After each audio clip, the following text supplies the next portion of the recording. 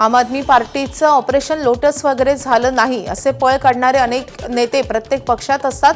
आमच्याकडील 40 आमदार दुसऱ्या पक्षात पळून गेले. ईडीची धाड पडल्यानं राघव चड्ढा भाजपात केल्याचा खासदार संजय राऊत यांचा दावा. आपचं काय ऑपरेशन लुटस बिटस काय झालेलं नाही आहे. असे भगवडे प्रत्येक पक्षामध्ये असतात, राजकारणामध्ये असतात. आता आमच्याकडून 40 भगवडे गेले मेंदीच्या नेतृत्वाखाली, ते पळपुटेच आहेत ना. राघव चड्ढाचं नाव तुम्ही घेताय किंवा त्यांच्याबरोबरचे अन्य लोक आहेत, त्यांच्यावरती ईडीच्या धाडी पडल्या, ते घाबरले, ते पळून गेले. ही 2019 साली काँग्रेससोबत सरकार स्थापन करणारे संजय राऊतच पळपुटे. संजय राऊतांच्या टीकेला नवनाथ बन यांचं उत्तर.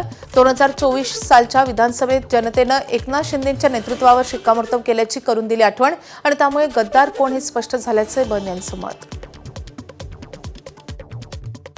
2019ला युती तोडून हिंदुत्वादाशी गद्दारी करून काँग्रेस सोबत जे गेले त्याला भगोडापणा म्हणतात, त्याला पळपुटे म्हणतात. आणि तुम्ही अशा पद्धतीनं अजितदादांचा, एकनाथजी शिंदे यांचा भगोडा म्हणून उल्लेख करतायत. हे भगोडे नाहीत, हे गद्दार नाहीत, तर खुद्दार आहेत.